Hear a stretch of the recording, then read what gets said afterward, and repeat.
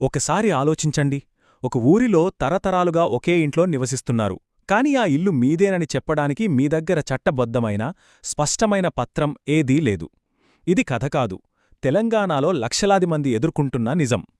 సరిగ్గా ఈ పరిస్థితిని సమూలంగా మార్చడానికే వస్తోంది తెలంగాణ భూభారతి చట్టం 2025.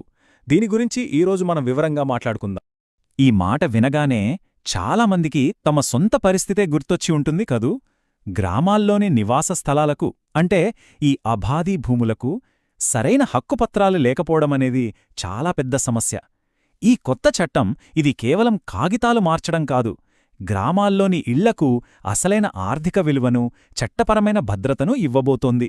సరే, అసలు ఈ సమస్య ఎక్కడ మొదలైంది? ఇన్ని దశాబ్దాలుగా మన గ్రామాల్లో ఇళ్లకు సరైన రికార్డులు ఎందుకు లేవు? ముందుగా దీని వెనకున్న కథేంటో చూద్దాం.